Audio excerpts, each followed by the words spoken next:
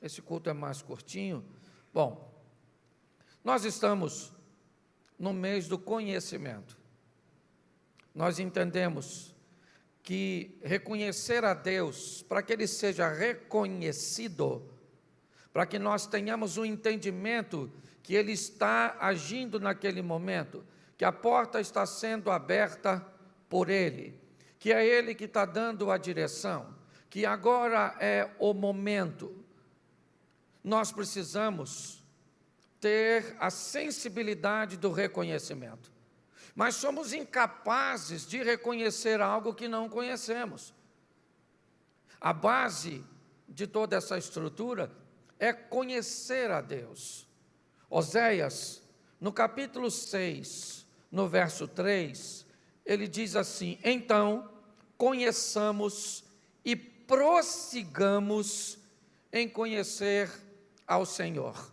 Qual é a grande dificuldade que temos? E o próximo mês é o mês da intimidade, e ele já vem depois do conhecimento, porque quando nós conhecemos, nos tornamos íntimos, mas mesmo assim, isso não significa que vamos ser assertivos, porque muitas vezes conhecemos nosso cônjuge, conhecemos nossos filhos, conhecemos nossos pais, e temos intimidade, mas mesmo assim, em alguns momentos, fazemos coisas que sabemos que pelo nível de intimidade que temos, ainda vamos desagradar as pessoas, vamos criar ambientes desconfortáveis. Então, muito mais do que conhecer e reconhecer, é pormos em prática. E hoje eu quero conversar com vocês, até para dar mais informações, porque grande parte das pessoas que me procuram, às vezes para um gabinete, por uma instrução, elas querem saber se é Deus que está naquele negócio, se é Deus que está naquela sociedade, se é Deus que está mandando aquela pessoa para ela se relacionar, se é Deus, se Deus está naquele momento, se agora é hora. E por que é que as pessoas têm tanta dificuldade de reconhecer isso? Por falta de conhecimento. O povo peca e erra porque lhe falta conhecimento ou entendimento. Então é muito importante, de uma forma sóbria, nós conhecemos valores, princípios e maneiras que Deus trabalha. Por quê?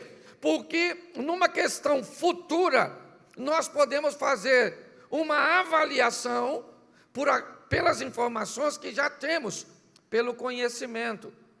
Bom, precisamos usar de uma mentira para resolver alguma coisa. Então eu preciso entender qual mentira que Deus é Pai.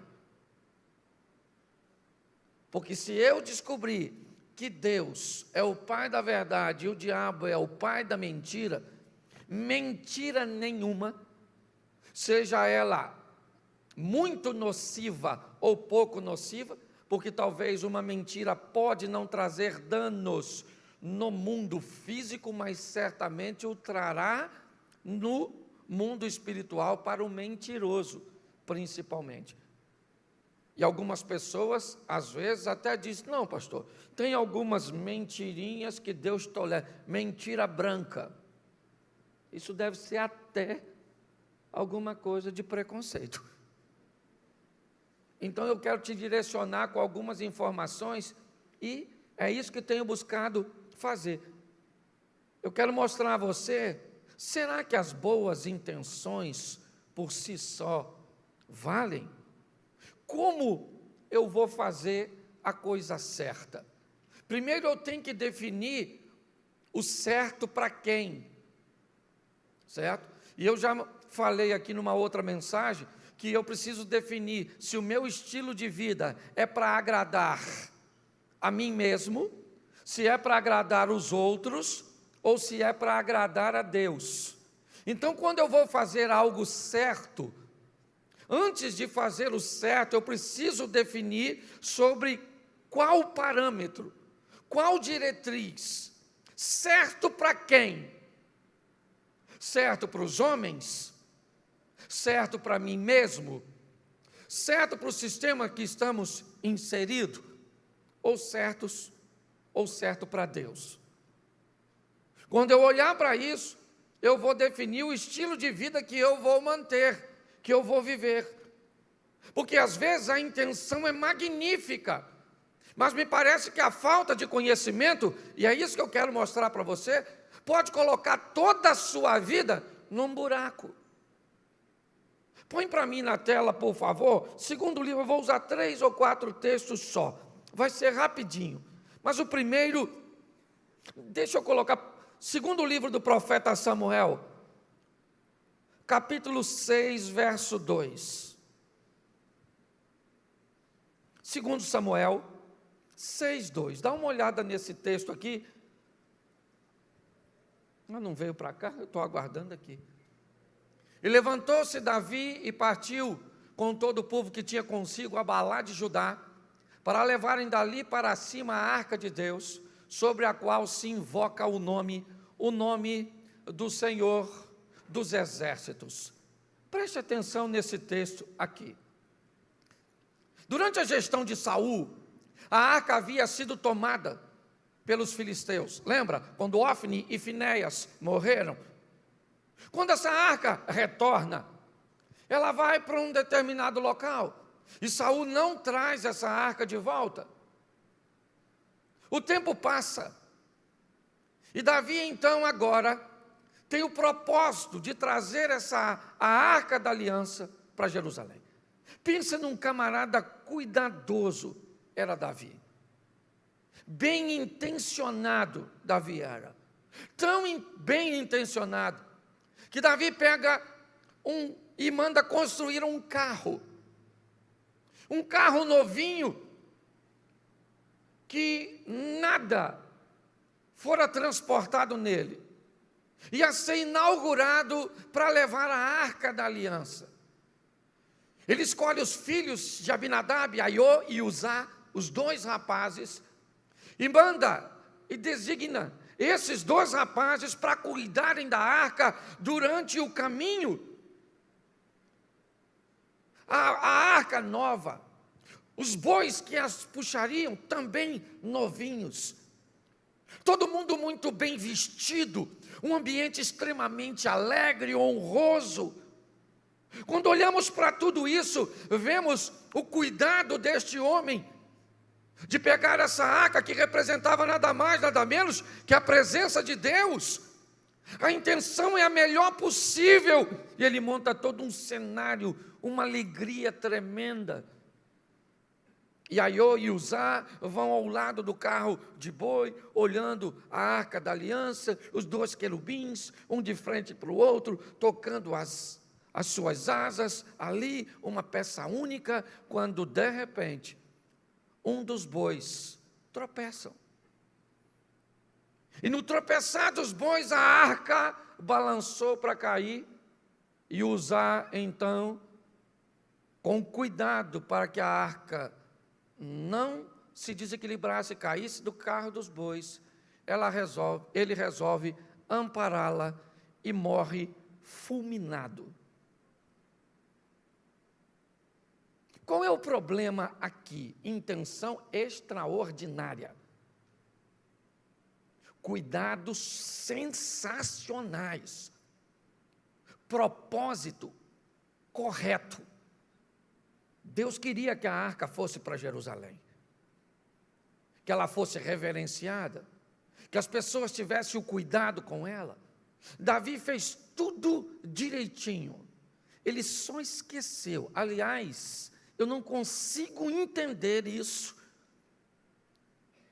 que quando essa arca foi feita, na lateral dela, 4 argolas foram colocadas, 2 numa extremidade e 2 na outra. Tirantes revestidos de ouro foram preparados para que entrasse numa argola e na outra, de um lado e do outro, e 4 homens levassem essa arca nos ombros, e não para carro novo, e não para boi novo, e não para toda. E aí eu fico pensando, o que é que uma boa intenção sem a falta de conhecimento, como é que eles podem pecar numa coisa tão primordial, de acharem que estavam fazendo bem, e estavam. A única confusão aqui é que eles faziam o que parecia bem a eles mesmos.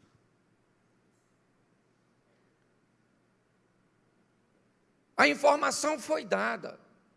Os indivíduos, eles têm a tribo de Levi, os levitas, eles têm a estrutura.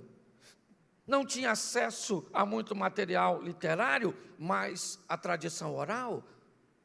Como é que eles podem? E aí eu que te pergunto, é isso. Quantas pessoas na sua vida, no seu casamento, nos seus negócios, bem intencionadas, oferecendo a excelência, buscam servir a Deus e quebram a cara, vê sua vida rompida, rachada, como o corpo físico de usar, vendo a sua estrutura perecendo, e quando olham para o que estão fazendo, elas se sentem confusas. Eu faço o melhor, as minhas intenções são as melhores, mas a Bíblia está me dizendo que se eu vou conhecer a Deus e quero reconhecê-lo no meu futuro, eu preciso entender que para Deus não basta boas intenções. Deus quer obediência, porque para Ele isso é primazia. Por causa dessa situação, que poderia ter sido magnífico, era só trocar os bois por 4 sacerdotes. Era só, gente, era tão pouquinho. Eles chegaram tão perto de obedecer. Mas nós vimos aqui, antes, a história da lei da semeadura, e eu vou fechar minha mensagem com ela. Eu só queria que nós entendêssemos que quando vamos caminhar com Deus, e se queremos reconhecê-lo, precisamos saber como Deus trabalha, como Deus avalia, qual é a ótica divina, porque o que encanta a Deus nem sempre encanta os homens. Essa é a grande questão. Porque todo aquele que invocar o nome do Senhor será salvo. Como, pois, invocarão aquele em quem não creem? E como crerão naqueles de que não ouviram? E como ouvirão, se não há quem pregue? E como pregarão, se não forem enviados? Como está escrito: quão formosos os pés dos que anunciam o evangelho de paz, dos que trazem alegres novas de boas coisas. Mas nem todos têm obedecido ao evangelho, pois Isaías diz: Senhor, quem creu na nossa pregação? De sorte que a fé é pelo ouvir, e ouvir pela palavra de Deus. Romanos capítulo 10, versículo 13 ao 17.